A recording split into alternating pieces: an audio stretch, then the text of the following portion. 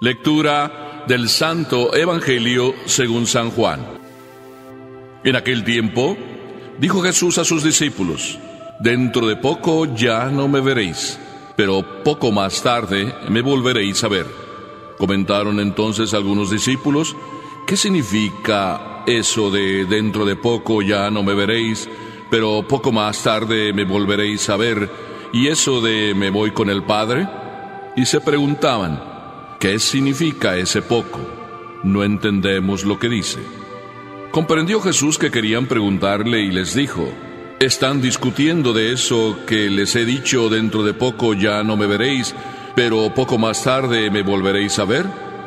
Pues sí, les aseguro que llorarán y se lamentarán ustedes, mientras el mundo estará alegre. Ustedes estarán tristes, pero su tristeza se convertirá en alegría. Palabra del Señor.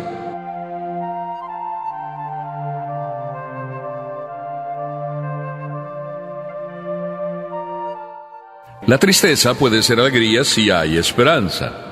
Se me ocurre precisamente ponerle este título a la homilía de hoy, basándonos en el Evangelio.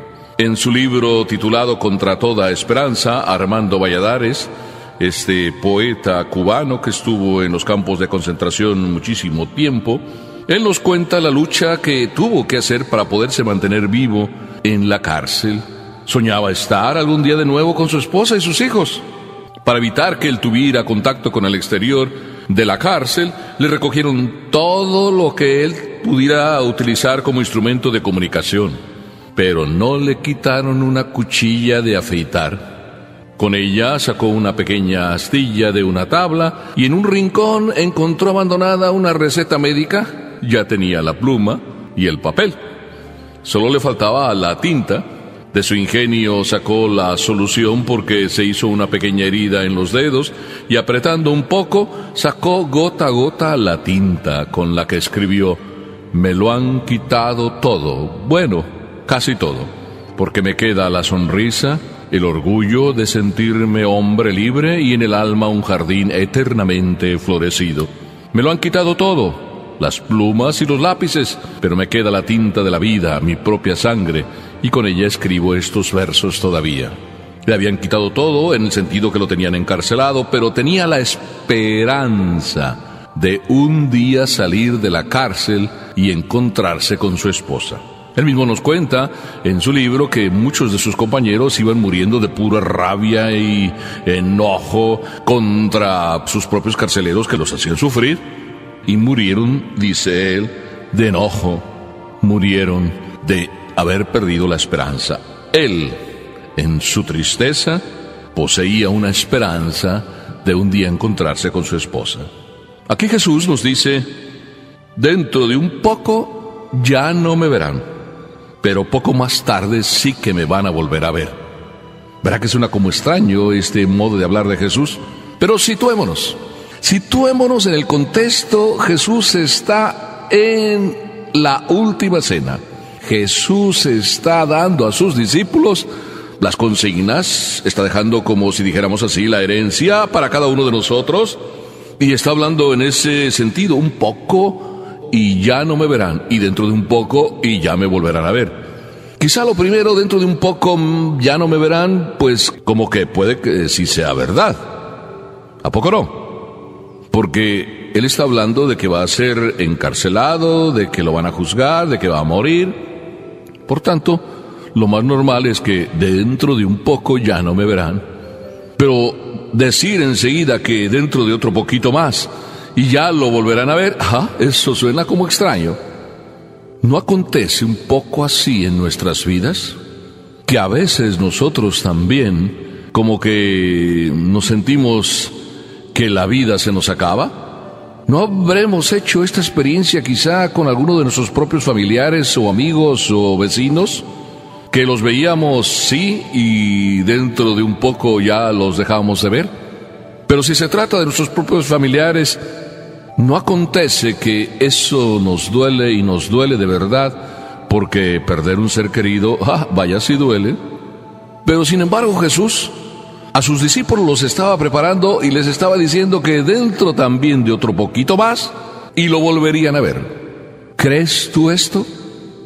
¿Creo yo esto? Me lo pregunto a mí mismo y te lo pregunto a ti. ¿O acaso eres tú de los que cuando empieza la realidad de la muerte de tu propio ser querido, tu esposa, tu esposo o tus hijos, se te acaba completamente el mundo y ya no ves más que negro, completamente negro, y tu vida se convierte a lo mejor en un desastre porque pierdes el sentido y pierdes la brújula y pierdes todo horizonte y pierdes toda esperanza? ¿Verdad que es bueno que Jesús nos diga y nos repita una y otra vez, y dentro de otro poco, y me volverán a ver? Qué hermoso que Jesús nos diga esto y nos ponga delante la esperanza que siempre debe estar allá como en el horizonte para mantener la paz y la alegría en el propio corazón. Un mensaje maravilloso.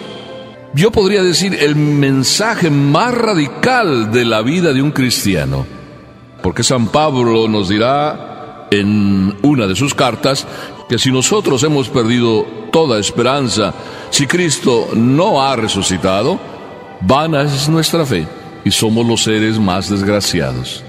Yo no deseo para nadie eso, que pierda alguno su fe, su esperanza, porque ¿qué desastre de vida es esa, la de un hombre sin esperanza y sin fe? Sin embargo, Jesús, al ver que ellos como así, con una cara de interrogante se presentan y están cuestionándose ellos mismos, ¿qué es eso de un poco más? Y lo volveremos a ver. Y Jesús, cuando explica, nos deja la segunda lección, porque dice que lloraremos y nos lamentaremos. Sí, lloraremos. Y habrá lamentos porque se pierde a Papá Dios. Pero ¿cuántos lamentos no hay hoy en día porque se pierde a Dios? Y se puede perder a Dios por muchas razones. Es más, no solo voy a decir que se pierde a Dios, sino voy a decir lo que en realidad casi todos estamos viviendo, que el mundo quiere que perdamos a Dios. A mí me parece a veces como una contradicción que el mundo, pues todos los que hacen ese esfuerzo porque Dios desaparezca de la tierra, ¿cómo no se esfuerzan en que desaparezca de los billetes cuando dicen los billetes, en Dios confío, in God we trust? ¿Será porque a lo mejor estamos hablando de in God we trust y en realidad de lo que menos estamos pensando es en Dios? Y llamamos Dios al dinero para hacer también desaparecer a Dios de los corazones de los hombres. ¿Acaso el mundo no se pone alegre precisamente porque está logrando ya en muchos corazones la pérdida de Dios? ¿Acaso no te preocupa a ti, mamá y papá, que llegue tu hijo y te llegue contando que no descendemos ni hemos sido creados por Dios y que eso es lo que le están enseñando en la universidad o en la escuela? Recuerdo perfectamente aquella anécdota o chiste, si quieres tú, en donde el hijo venía de la escuela y entonces le dijo a su papá, oye papá, ¿es verdad que el hombre desciende del mono? El papá le dijo, sí, hijo. Bueno, el hijo se quedó tranquilo porque el papá también estaba de acuerdo, pero luego en la catequesis el hijo escuchó, no, nosotros descendemos de Adán y Eva y de Dios. Y entonces ya el hijo, al volver de la catequesis, ya no le preguntó a su papá, sino le preguntó a su mamá, oye mamá, en la escuela me dijeron que descendemos del mono. Y le dije a mi papá, y mi papá dice que sí. Y ahora en la catequesis nos dicen que descendemos de Adán y Eva y de Dios. Y la mamá respondió muy sabiamente, sí, hijo, por el lado de tu papá, pues sí, descienden del mono, pero por el lado mío, descendemos de Adán y Eva. Pero ¿verdad que el mundo se pone contento cuando apaga la fe en los corazones? Porque eso es lo que quiere, que perdamos a Dios. Qué hermoso entonces que nos retiremos a Dios de la calle, como nos recuerda y nos dice el Papa Juan Pablo II. Qué hermoso como nos repiten muchos. A Dios hay que llevarlo al mercado, a las plazas, a todos los rincones ahí donde tú estás, a la escuela, al hogar, en todos los rincones, para que el mundo no se alegre de acabar con Dios en los corazones. Pero, sin embargo, Jesús nos pone en ese alerta y nos dice, ustedes llorarán ustedes se llenarán de lamentos, mientras el mundo puede ser que se ponga alegre. Pero al final Jesús termina diciendo: ojalá la tristeza de ustedes se torne en alegría. ¿Verdad que es maravilloso? Que a lo mejor el que en algún momento nos encontremos en alguna crisis y por tanto a lo mejor perdamos la brújula de nuestra vida y andemos desorientados entre vicios, entre drogas, entre alcohol, entre muchas otras de esas desorientaciones, o a lo mejor hemos perdido hasta la vivencia real de nuestra propia vida de fe, porque andamos perdidos en el trabajo y solo trabajo y trabajo nos preocupa y trabajamos a todas horas, de día y de noche, 2 o 3 trabajos, y se nos olvidan hasta las cosas más importantes, como es rezar, como es acudir a misa, como es cumplir con nuestros deberes prioritarios con Dios. Qué tristeza sería si nuestra vida fuera olvido de Dios. Pero qué hermoso que nuestra tristeza, si es que no tenemos a Dios o andamos metidos en cosas materiales, se torne alegría al vivir en medio de ese trajín, en medio de ese sufrimiento, en medio de esa fatiga, en medio de esa lucha. Nuestra tristeza nunca exista, si es que existió, porque llevamos la esperanza de ganarnos el cielo y de trabajar para las cosas de arriba, donde la polilla no corroe ni carcome. Hermoso vivir así de esperanza. Por eso la vida de este poeta cubano es para nosotros un gran ejemplo, para ti y para mí. Él, metido en la oscuridad de una cárcel, encerrado en 4 paredes estrechas, viviendo en un rincón estrecho, mantenía su mirada y su corazón con la esperanza de un día recibir el abrazo de sus hijos y recibir el abrazo de su esposa.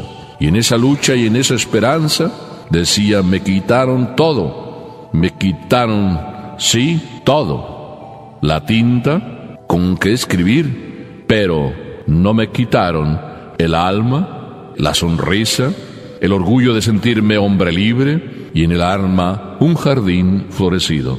Si las plumas y los lápices me quitaron, me quedó la tinta de la vida, mi propia sangre, dice él, y con ella escribo los versos todavía.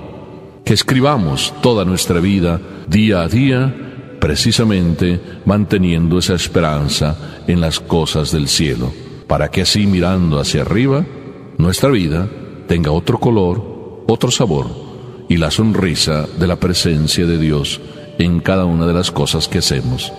Así sea.